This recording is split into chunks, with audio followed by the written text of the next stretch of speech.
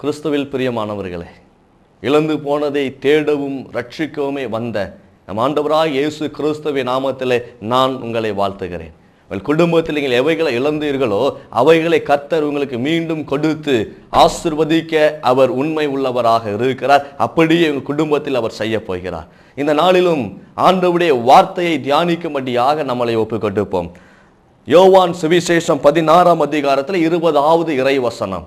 யோவான் நற்செய்தி 16ஆம் அதிகாரம் 20வது வசனத்திலே ஆண்டவராகிய தேவன் சொல்லக்கூடிய ஒரு வார்த்தை, மெய்யாகவே மெய்யாகவே நான் உங்களுக்கு சொல்லுகிறேன், நீங்கள் அழுது புலம்புவீர்கள், உலகமோ சந்தோஷப்படும். நீங்கள் அழுது புலம்புவீர்கள், உலகமோ சந்தோஷப்படும். நீங்கள் துக்கப்படுவீர்கள், ஆனாலும் உங்கள் துக்கம் சந்தோஷமாய் மாறும் என்று சொல்லி ஆண்டவராய் இயேசு கிறிஸ்துவானவர் தம்முடைய பிள்ளைகளுக்கு ஒரு வாக்குத்தத்தத்தை கொடுக்கிறார். தம்முடைய பிள்ளைகளுக்கு, தம்மால் தெரிந்து கொள்ளப்பட்ட பிள்ளைகளுக்கு, தாம் நேசிக்கிறவர்களுக்கு அவர் இப்படியாய் ஒரு வாக்குத்தத்தம் கொடுக்கிறார். என்ன வாக்குத்தத்தம்? இந்த வாக்குத்தத்தம் தெளிவாய் நீங்கள் சிந்திக்க வேண்டும். நீங்கள் அழுது புலம்புவீர்கள், நீங்கள் அழுது புலம்புவீர்கள். உங்களுடைய கண்ணீரை கண்டு, உங்களுடைய வேதனையை கண்டு உலகத்தில் இருக்கிற ஜனங்கள் அவர்கள் சந்தோஷப்படுவார்கள். கர்த்தருடைய வார்த்தை உங்களுடைய வாழ்க்கையிலே இந்த நாட்கள் நீங்கள் சிந்தித்து பார்க்க வேண்டும். அழுது கொண்டிருக்கிற ஒரு வேளையிலே நீங்கள் கடந்து வந்திருக்கலாம்.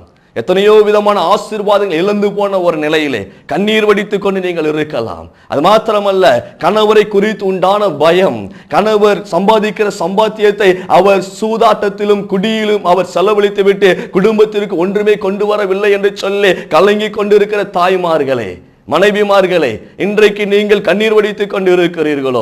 பிள்ளைகளை குறித்து நீங்கள் கண்ணீர் வடித்துக் கொண்டு இருக்கிறீர்களோ? உங்கள் பிள்ளைகளை நீங்கள் ஒரு எதிர்பார்ப்புக்கு ஏற்றாற்போல் வளர்த்திருப்பீர்கள். பிள்ளைகள் ஆசீர்வாதமாய் இருக்க வேண்டும், பிள்ளைகள் சந்தோஷமாய் இருக்க வேண்டும் என்று சொல்லி பிள்ளைகளை படிக்க வைத்திருப்பீர்கள். பிள்ளைகள் மேல் நம்பிக்கை வைத்திருப்பீர்கள். பிள்ளைகளை எப்படியாவது ஆளாக்க வேண்டும் என்று நினைத்திருப்பீர்கள். ஆனால் உங்கள் பிள்ளைகளுடைய வாழ்க்கையில் வந்த குழப்பம் உங்கள் குடும்பத்திலே கண்ணீரை கொண்டு வந்து இருக்கிறதோ? அழுது கொண்டு இருக்கிறீர்களோ? இந்த ஆண்டவர் சொல்லுகிறார், மெய்யாகவே மெய்யாகவே நீங்கள் அழுது புலம்புவீர்கள், ஆனால் அந்த அழுகையை கண்டு உலகம் சந்தோஷப்படும் என்றாலும் கூட ஆண்டவராய் இயேசு சொல்லுகிறார், உங்க துக்கம் சந்தோஷமாய் மாறும் என்று சொல்லி. உங்கள் துக்கம் சந்தோஷமாய் மாறும். உங்கள் வாழ்க்கையில் இருக்கிற பிரச்சனைகளுக்கு ஒரு முடிவு உண்டு.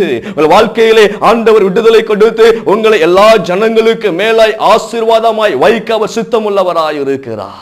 எனவே தான் அவர் சொல்லுகிறார், உங்கள் துக்கம் சந்தோஷமாய் மாறும் என்று சொல்லி. இன்றைக்கு நீங்கள் அழுது கொண்டிருப்பீர்கள். உங்கள் குடும்பத்தை அநேகர் வெறுக்கக்கூடிய ஒரு நிலையிலே உங்கள் குடும்பம் இன்றைக்கு காணப்படலாம். வறுமையில் காணப்படலாம். பொருளாதாரத்திலே எல்லா விதத்திலும் சீரழிந்து ஒன்றுமில்லாத ஒரு சூழ்நிலை. கொண்டு வருகிற வருமானத்திலே ஒரு ஆசீர்வாதம் இல்லை. அந்த வருமானம் முழுவதும் கடனுக்கு போய்விடுகிறது, வட்டிக்கு போய்விடுகிறது என்கிற ஒரு சூழ்நிலையிலே நீங்கள் வறுமையிலே வாடிக்கொண்டு கண்ணீர் வடித்துக் கொண்டும் இருக்கலாம். உங்களுடைய மனைவிமாரை குறித்து, கணவர்மாரை நீங்கள் கலங்கி கொண்டிருக்கலாம்.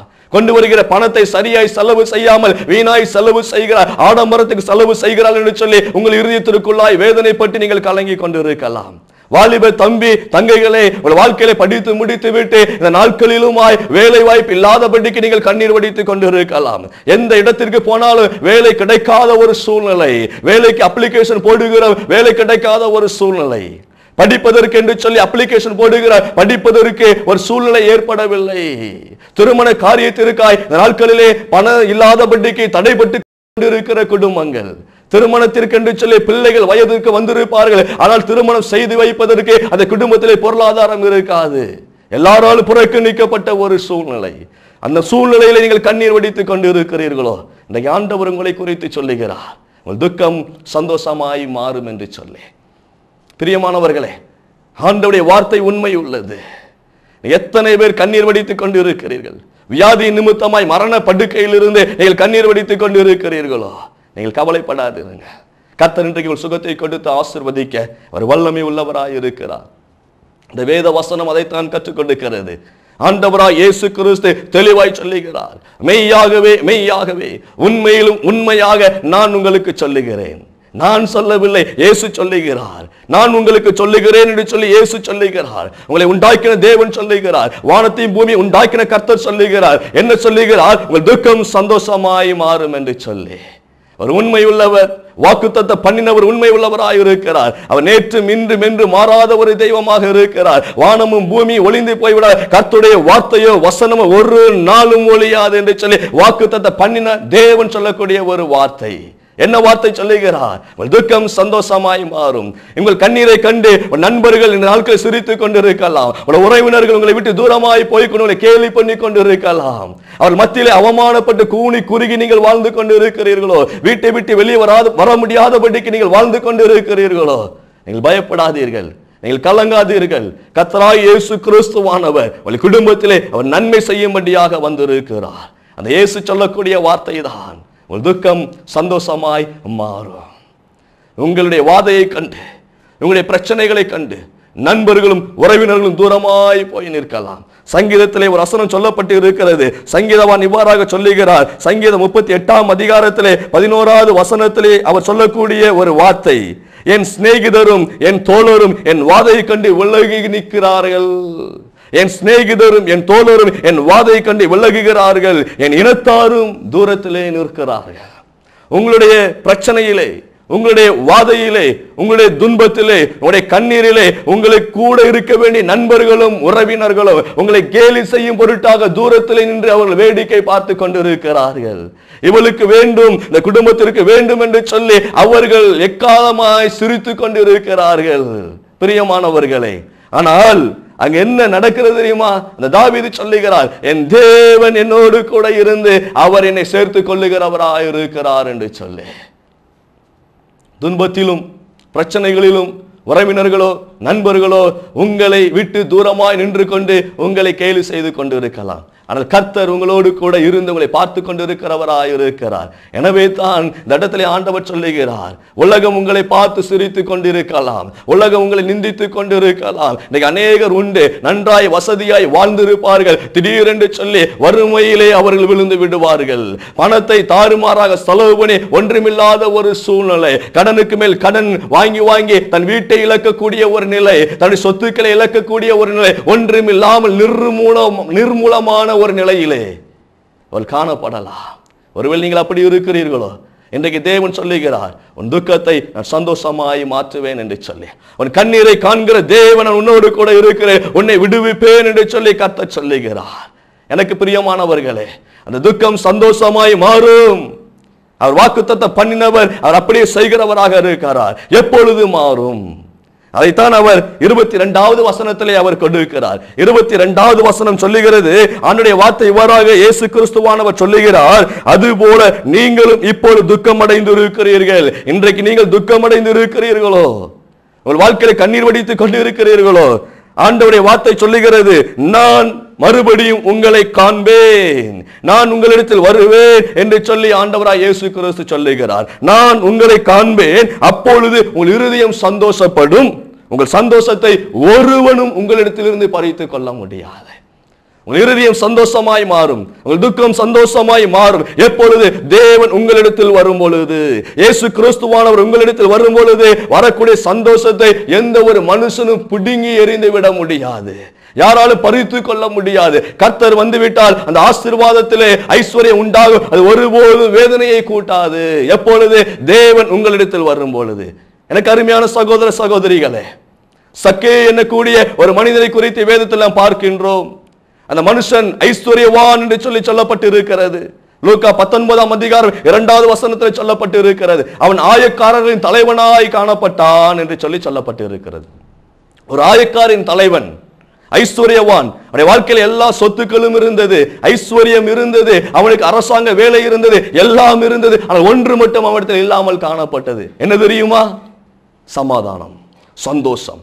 எல்லாம் இருந்து அவன் வாழ்க்கையில சந்தோஷத்தை இழந்திருந்தான். சிரிக்க கூட முடியாத ஒரு நிலை. எல்லா மனிதனுடைய எல்லா விதமான வார்த்தைகள் முழுவதும் மனிதனுடைய பேச்சுக்களை அவன் வாங்கி கொண்டிருந்தான், மனிதனுடைய சாபங்களை வாங்கி கொண்டிருந்தான். ஆயக்காரன் என்றால் அரசாங்கத்திற்கு வரி வசூலித்து கொடுக்கிற ஒரு மனுஷன், இன்கம் டாக்ஸ் ஆபீசர் இன்றைய நாளில் இருக்கிற அந்த வேலைக்கு பெயர். அப்படிப்பட்ட ஒரு மனுஷன், அந்த மனுஷன் எல்லா மக்களிடத்திலும் சாபத்தை தான் அவன் வாங்கி கொண்டிருந்தான். அந்த சாபமானது, அந்த திட்டு, அந்த ஏச்சானது அவன் வாழ்க்கையிலே சமாதானத்தை கொடுக்கவில்லை. ஏன்? அவன் வரி வசூலிப்பதிலே அதிக பணத்தை அவன் சம்பாதித்தான். அதிகமான வரிகளை அவன் ஜனங்களிடத்திலிருந்து பிடுங்க ஆரம்பித்தான். எனவே சமாதானம் இல்லாமல் போய்விட்டது. ஒரு நாள் இயேசு வருகிறார்.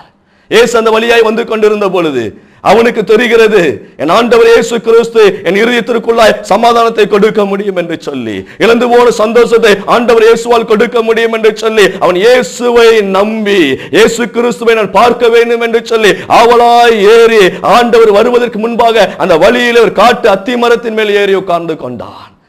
தன்னுடைய பணத்தை பார்க்கவில்லை, தன் மரியாதையை பார்க்கவில்லை, இயேசுவுக்காய் மரத்தில் ஏறி அமர்ந்து கொண்டான் அந்த மனுஷன். இயேசு அருகில் வருகிறார். இன்றைக்கு நான் உன் வீட்டில் தங்க வேண்டும் என்று சொல்லி அவர் சக்கேயுவை பார்த்து சொல்லுகிறார். இயேசு என்ன சொல்லுகிறார்? சக்கேயுவே, விரைவாய் கீழே இறங்கி வா, இன்றைக்கு நான் வீட்டில் தங்க வேண்டாம். சக்கை இடம் கொடுத்தார். மகிழ்ச்சியோடு கூட இறங்கி வந்தார். இயேசுவுக்கு இடம் கொடுத்தார். அவர் சொல்லுகிறார், ஆண்டவரே, அநியாயமாய் சம்பாதித்ததை நான் எல்லா விதத்தையும் என்ன செய்து 4 மடங்கு ஜனங்களுக்கு திருப்பி கொடுத்து விடுகிறேன் என்று சொல்லி, ஏழைகளுக்கு பாதியை கொடுத்து விடுகிறேன் என்று சொல்லி அவன் ஆண்டவருக்கு முன்பாய் ஒரு பாவ அறிக்கை செய்கிறான்.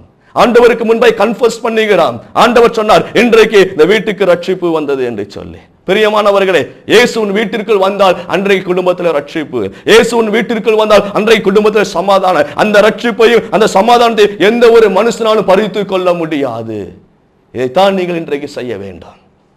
வேத வசனத்தின்படி அந்த சமூகத்திற்குள்ளாய் தேவன் உங்கள் வீட்டுக்கு வருவதற்கு நீங்கள் இடம் கொடுக்க வேண்டும். சக்கை இடம் கொடுத்தார், கர்த்தரால் ஆசீர்வதிக்கப்பட்டார். நீங்கள் துக்கம் சந்தோஷமாய் மாறணுமா? நீங்கள் கண்ணீர் வடித்துக் கொண்டு இருக்கிறீர்களோ, பலவீனத்தில் இருக்கிறீர்களோ, இன்றைக்கு சொல்லுங்க, இயேசுவே என் வீட்டிற்கு வருவதற்கு ஆண்டவரே நான் இடம் கொடுக்கிறேன், வாருமையா என்று சொல்லி அவருக்கு நீங்கள் இடம் கொடுங்கள். உங்கள் வீட்டில் இருக்கிற எல்லா தேவையில்லாத காரியங்களை அப்புறப்படுத்துங்கள். ஆண்டவருக்கு விரோதமான காரியங்களை வீட்டை விட்டு தூக்கி எறிந்து போடுங்கள். தேவையில்லாத படங்கள், ஆபாச படங்கள் எல்லாவற்றையும் இயேசு கிறிஸ்துவின் நாமத்தின் நிமித்தமாய் எடுத்து வெளியெறிந்து போடுங்கள். நீங்கள் குடும்பத்தில் ஒரு ஆசீர்வாதம் உண்டாகும். நாடகத்தில் அமர்ந்து இருக்கிறீர்களோ, இந்த நாடகம் வாழ்க்கையே நாடகமாக்கி விடும். இன்றைக்கு எல்லாவற்றையும் தூக்கி போட்டு விட்டு இயேசுவின் முன்பாக உங்களை ஒப்புக்கொடுங்கள். கர்த்தர் நன்மையான காரியங்களை உங்களுக்கு செய்வார்.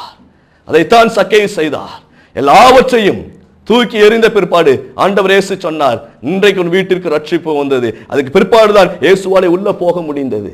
எல்லாவற்றையும் தூக்கி எறிந்து பிற்பாடுதான் அவர் உள்ளே போக முடிந்தது. இன்றைக்கு பிரியமானவர்களே, உங்கள் வீட்டிற்கு வருவதற்கு அவர் தயாராக இருக்கிறார். உங்களை ஆசீர்வதிக்க தயாராக இருக்கிறார். துக்கத்தை சந்தோஷமாய் மாற்ற தயாராக இருக்கிறார். அவர் வருகிறதற்கு ஆயத்தமாய் இருக்கிறார். உங்கள் வீட்டை திறந்து விடுங்கள், உங்களை ஒப்புக்கொடுங்கள். கர்த்தர் நன்மையான காரியங்களை செய்வார். ஜெபிப்போமா? எங்களை நேசிக்கிற அன்பின் பரலோக தகப்பனே, இந்த நாளுக்காய் நன்றியோடு துதிக்கிறோம். ஸ்தோத்திரம், ஸ்தோத்திரம் ஆண்டவரே.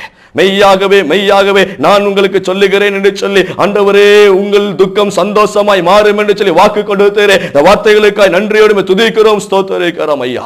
இந்த வாக்கு தத்தத்தை நாங்கள் பெற்றுக் கொள்வதற்கு உண்டான வழிகளில் கற்றுக் கொடுத்ததற்காய் ஸ்தோத்திரம். ஆண்டவர் இயேசு கிறிஸ்து வீட்டிற்குள் வரும் பொழுதுதான், நாங்கள் இடம் கொடுக்கும் பொழுதுதான் இந்த ஆசீர்வாதம் உண்டாகும் என்று சொன்னீரே, அதற்காய் நாங்கள் நன்றி செலுத்துகிறோம் ஐயா. கண்ணீரோடு கூட இருக்கிற பிள்ளைகளுக்கு ஒரு ஆசீர்வாதத்தை கொடுப்பீராக. இழந்து போன பிள்ளைகளுக்கு ஆசீர்வாதத்தை 2 மடங்கு எங்கள் தகப்பன் கூட்டி கொடுக்கும் ஜெபிக்கிறேன். ஸ்தோத்திரம், ஸ்தோத்திரம் ஆண்டவரே. வியாதிப்பட்டு இருக்கிற பிள்ளைகளுக்கு சுகம் கொடுத்து ஆசீர்வதிப்பீராக. கடன் பிரச்சனை இருக்கிற பிள்ளைகளுக்கு கடனை மாற்றி ஆண்டவரே சந்தோஷத்தை கொடுப்பீராக ஐயா. திருமண தடையில் இருக்கிற பிள்ளைகளுக்கு திருமண வாழ்க்கையை தேவன் ஆசீர்வாதமாய் மாற்றி கொடுக்கும்படியா இயேசுவின் நாமத்தில் நான் ஜெபிக்கிறேன் ஆண்டவரே. பிள்ளைகள் எதை வாஞ்சிக்கிறார்களோ அந்த மன விருப்பத்தின்படி கர்த்தர் ஆசீர்வதித்து நடத்தும்படியா இயேசுவின் நாமத்தில் ஜெபிக்கிறேன் ஆண்டவரே. பொறுப்படுத்திக் கொள்ளுங்க. துக்கம் சந்தோஷமாய் மாறும் என்று சொன்னீரே, அந்த வாக்குத்தத்தம் பிள்ளையுடைய வாழ்க்கை நிறைவேறும்படி இயேசுவின் நாமத்தில் நான் ஆசீர்வதிக்கிறேன், வாழ்த்துகிறேன். நீங்களே பொறுப்படுத்திக் கொள்ளுங்க ஐயா. துதி கன மகிமை யாவற்றையும் உமக்கே செலுத்துகிறேன். இயேசுவின் நாமத்தில் ஜெபிக்கிறேன் ஜீவனுள்ள நல்ல பிதாவே, ஆமென். பிரியமானவர்களே, உங்கள் துக்கம் சந்தோஷமாய் மாறும். கர்த்தருக்கு இடம் கொடுத்து விட்டீர்கள். இன்று முதல் உங்கள் வாழ்க்கையிலே ஆசீர்வாதத்தை காண்பீர்கள். ஆமென்.